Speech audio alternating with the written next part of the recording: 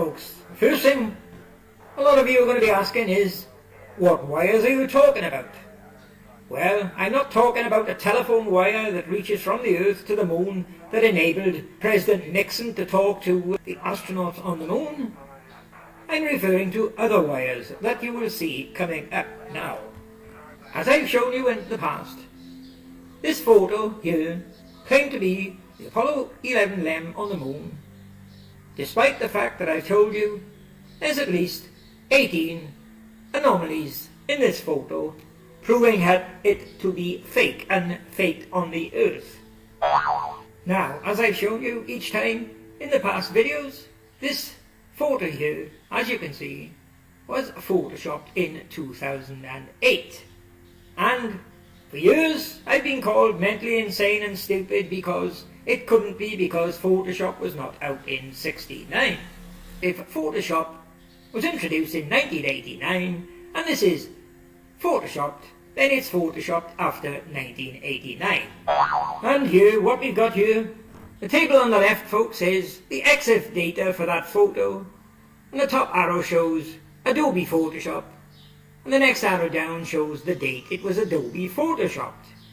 And on the right, top arrow indicates the photo number, and my bottom arrow indicates the day I first downloaded this from the net, from the Lunar Surface Journal, folks.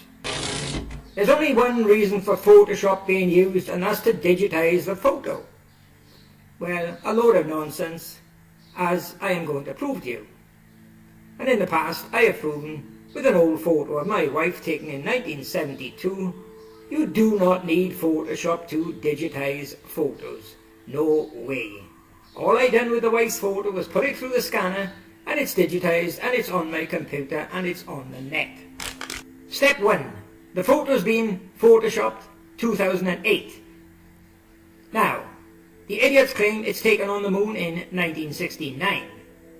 Photoshop was introduced in 1989. Now, 1989 to 2008 is 19 years, folks. That's a long time, isn't it? Now, if they needed to Photoshop to digitalize the photo, why wait 19 years, folks? Don't you think they would have done it the very day Photoshop was introduced? Of course they would have. This is definitely not an old photo digitized with Photoshop. It's a new photo made with Photoshop in 2008, folks. And the proof of that is coming up. Now, look at my big arrow there, folks, a big yellow arrow at the top. What is this? What is that up in the sky?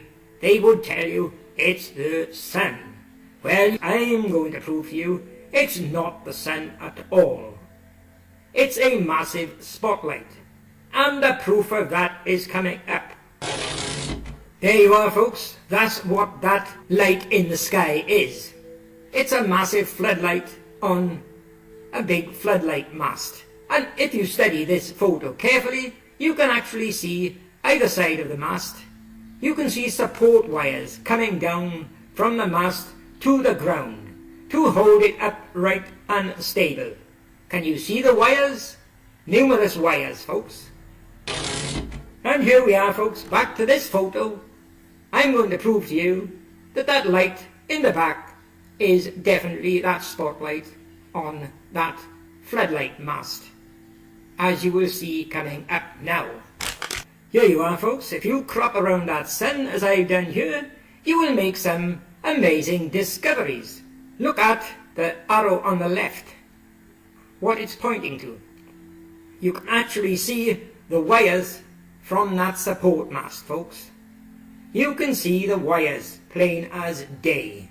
Now, who can tell me, why would they want to have wires holding the sun up in space? What are the wires joined to at the other end? Did God put wires to hold the sun up? Because you can see the wires here from your so-called sun, and we'll take a closer look at them. There you are, folks. Can any of you see the wires? They're in a set of 5. You can see them all around that mast if you look carefully. But they're in a set of 5.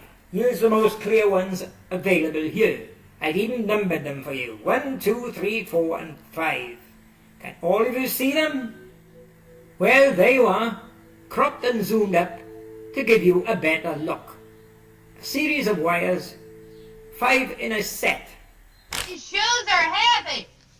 You'll notice it when you get outside. I want everybody to check everybody else's equipment. It must be set number 2 because of the absolute cold in the dark side. And when you get out there, remember, stay on the dark side. Without any oxygen, what can you possibly want with cigarettes? I feel more at home carrying them.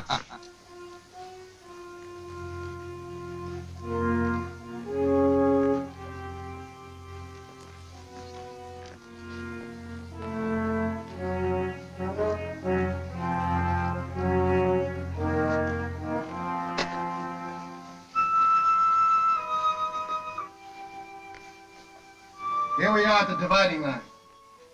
It may not seem like much to us, but if Helen will fish me out one of those silly cigarettes, I'll show you something.